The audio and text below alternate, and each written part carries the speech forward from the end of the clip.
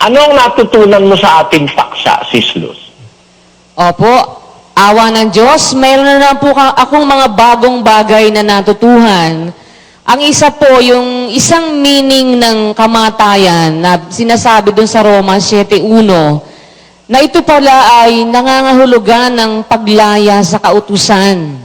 Dahil sabi po doon, hindi ba ninyo nalalaman, mga kapatid, na ang kautusan ay naghahari sa tao samantalang siya'y nabubuhay?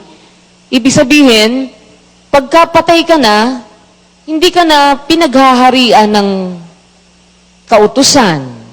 Yun po, yung isang meaning ng kamatayan na yon, na ito po pala nangyari sa atin sa loob ng iglesia ng Diyos, na nung tayo ay maanib sa iglesia, yun po yung namatay na tayo, yung dating pagkatao natin, namatay na, tapos nabuhay tayong maguli, naging kalakip tayo sa katawan ng ating Panginoong Hesukristo, at meron tayong goal na kailangang maabot, yun pong kapuspusan ng pangangatawan. Yung kapuspusan ng pangangatawan ng Panginoong Hesukristo, yun po ang ating ultimate goal na kailangang maabot. At pagka nangyari sa atin yon, hindi na nga tayo masasakop ng kautusan. Kasi yung kautusan, nilalang yon para sa taong makasalanan, sa mga hindi banal, yung katawan ni Kristo, banal po yun eh. Kaya hindi yun sakop ng kautusan. Hindi para sa Kanya yung kautusan. Tapos ang isa pa pong natutuhan kong bago din, yung sa Mateo 28:20, na bakit gano'n ang sabi na ituro ninyo sa kanila na kanilang ganapin lahat ng mga bagay na iniuutos ko sa inyo.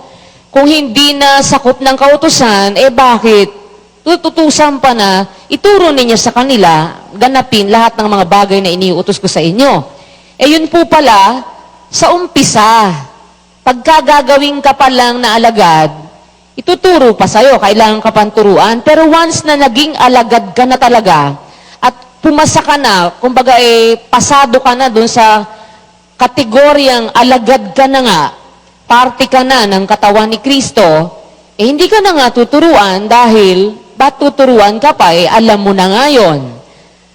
Hindi na nga po a-apply yun dun sa talagang mga kapatid na sanay na sa pagsunod, na nasanay na sila, dumaan na ang panahon na naturuan sila, hindi na sila sakop doon sa ituturuan pa kasi naituro na nga po sa kanila lahat. Tapos na yung period na sila ituturuan.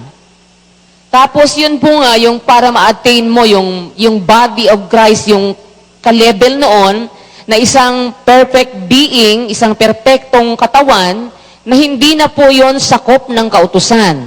At ang indication naman na talagang naabot na yon at hindi ka na nga sakop ng kautusan, laya ka na, pag nagbunga na yung Espiritu, nakita na po yung bunga ng Espiritu sa'yo, yung sinasabi po dun sa Galatia, na mga bunga ng Espiritu, na ang pinakamahalaga ay yung pag-ibig, dahil pag meron ka ng pag-ibig, lahat ng mga ibang mga bunga, kasama na po yun na nandoon din sa'yo.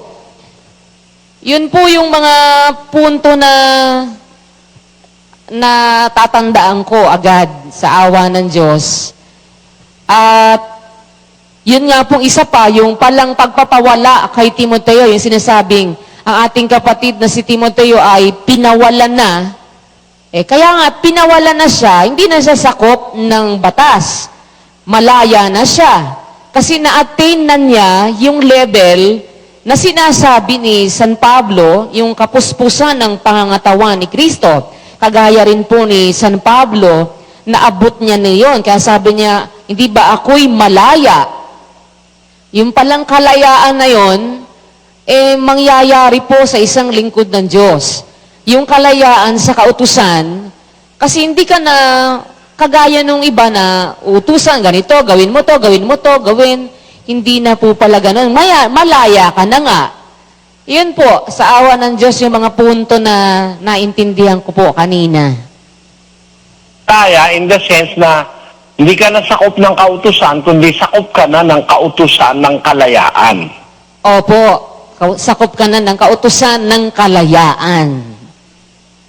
Ibig sabihin, kautusan, hindi ka na pipilitin, hindi ka na, hindi na sasabihin, gawin mo to, gawin mo yon, wag mong gawin ito, wag mong gawin yon.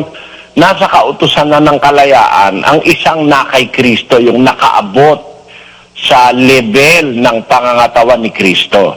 Ikaw, Brad Mel, ano nakuha mo? Yun po, awa ng Diyos, kapatid na Eli, maraming punto po na mga bago pong punto ito na nagliwanag po sa amin, awa ng Diyos, dahil yung pala talagang yung mawala ka po dun sa kautusan o maging malaya sa kautusan ayon sa Biblia, yung pala talaga sa tulong ng Diyos, attainable po, kapatid na Eli. Attainable po talaga. Dahil nga, doon sa mga bandang huling talata na binasa po ni kapatid na Daniel, kagaya po ni San Pablo at ni Timoteo, yung binanggit po niya kay Timoteo, sabi po niya sa 13:23 po ng Ebreo, inyo ang wikang talastasin na ang ating kapatid na si Timoteo ay pinawala na. Dito pala sa laman po ng talatang ito'y nagsasaad po ng kalayaan po sa kautusan. Nalipat na si Timoteo doon sa kautusan ng kalayaan dahil na siya capable na siya na magdisposisyon sa sarili. Hindi siya kailangang ulit-ulitan pa na pagsabihan na ganito ang gagawin, ito. Hindi kailangang ihilera po sa kanya pa lahat yung mga bagay na dapat niyang gawin, kapatid na Eli. Kaya pala sinabi ni San Pablo yun na ang ating kapatid na si Timoteo ay pinawala na. Kaya nang mag-decide ni Timoteo. Alam na niya ang mga dapat po niyang gawin, kapatid na Eli. Nakalaya na siya sa kautusan. At yun nga po, nasa kautusan na po siya ng kalayaan. Ibig sabihin, he can decide by his own. Sa natutunan po niya sa kanyang leader po, sa leader pong si San Pablo, may disposisyon na po siya. Alam niya ang hindi dapat gawin, alam po niya ang dapat gawin, alam niya ang dapat pong ituro, kapatid na Eli. Kaya yung dati po, nung bandang nag-uumpisa nga po si kapatid na Daniel, isa nga pong iniisip ko rin po yung kapatid na Eli, paano ba yun? Yung sinasabing hindi ka na nasasakop ng kautusan, malaya ka sa kautusan pagkatapos magkukusa ka na, may kukusain ka. Namumroblema po ako sa bandang umpisa po nung paksa, pero awa ng Diyos, maliwanag po doon sa bandang huli, mula po doon nung mag-umpisa na si kapatid na Daniel hanggang sa bandang huli, ganun po pala, attainable po yun, achievable po, kapatid na Eli.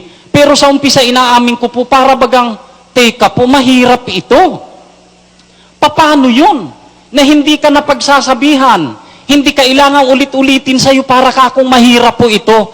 Pero sa tulong po ng Diyos, pwede po pala talaga, kapatid na Eli. Dahil, sabi nga po ni San Pablo, Kapitulo 5 po ng Galacia, sapagkat kayo mga kapatid ay tinawag sa kalayaan. Huwag lamang ninyong gamitin ang inyong kalayaan upang magbigay kadahilanan sa laman, kundi sa pamamagitan ng pag-ibig ay mga glingkuran kayo. Di ang mga kapatid talaga, nasa estadong mararating po nila yung punto o yung estadong malaya po sila, kapatid na Eli. Kasi, kaya naman pala mararating talaga yung estadong yun, kasi po may proseso pong mga pagdadaanan po Hindi naman po, awa ng Diyos ang pagkakakuha ko po doon, hindi po abrupt, hindi po talaga agad-agad, kapatid na Eli.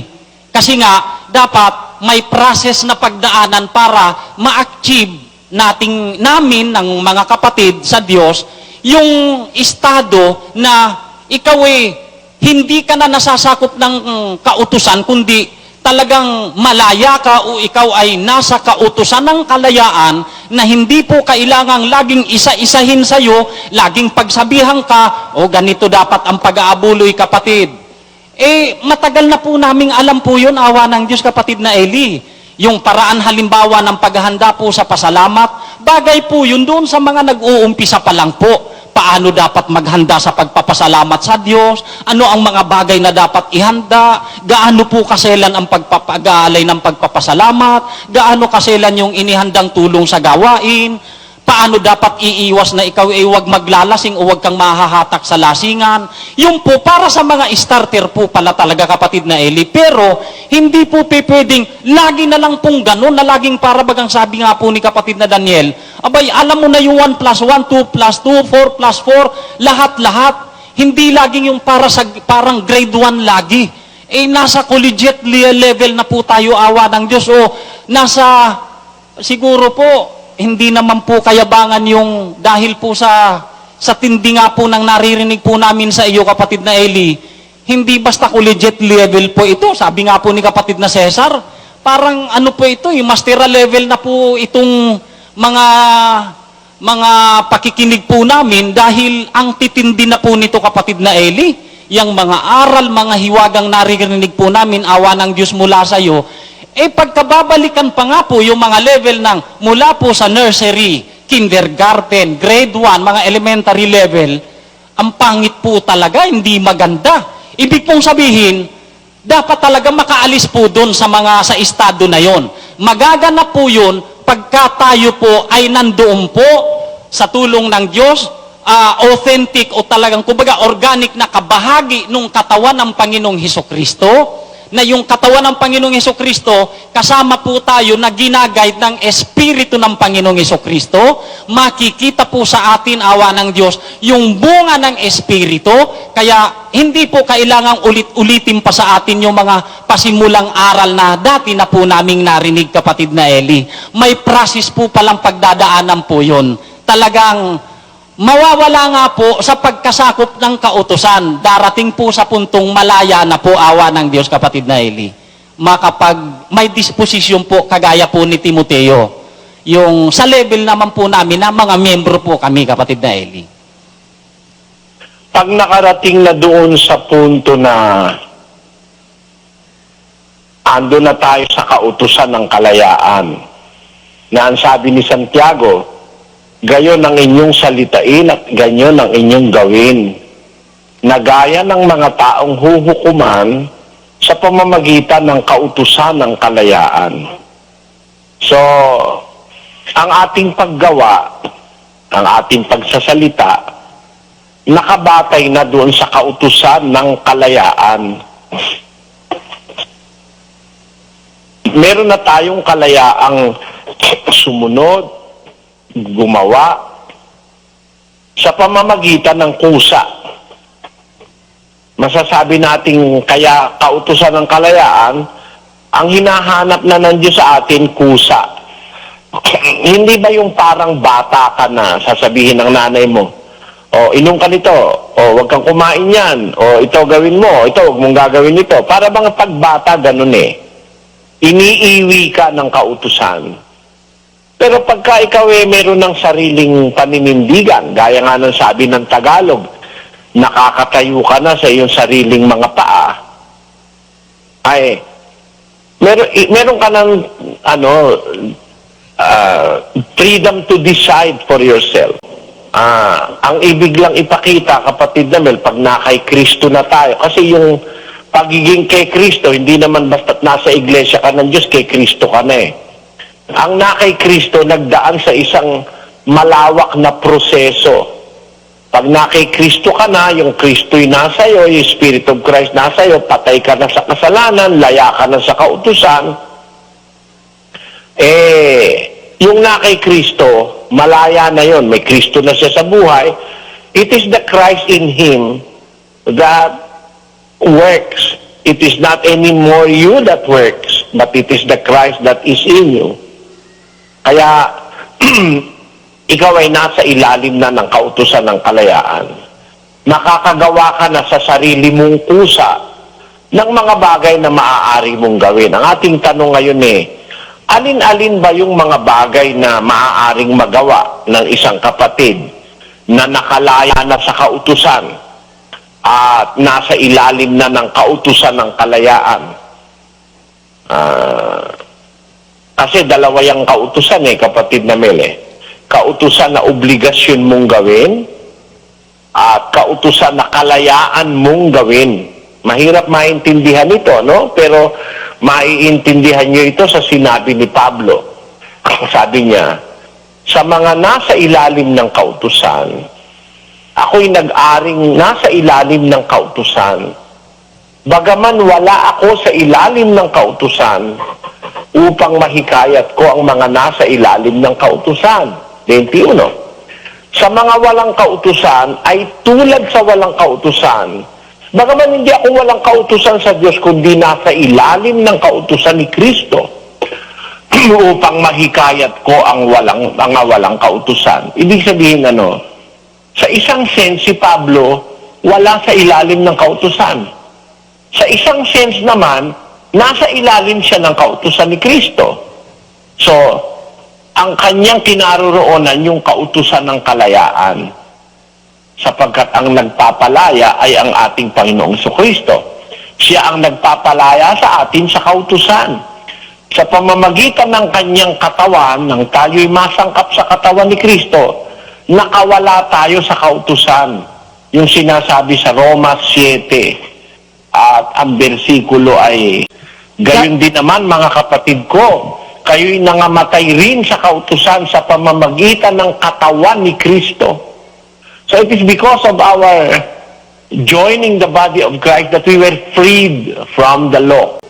And what are those things? That this is our topic for today. Ano-ano yung mga bagay na maaaring magawa at hindi magawa ng mga nasa ilalim ng kautusan ng kalayaan na nakawala na sa kautusan. Pakibasa mo, nabasa na ba si Luz yung 4:8-9 ng Filipos? Hindi pa po. Pakibasa mo.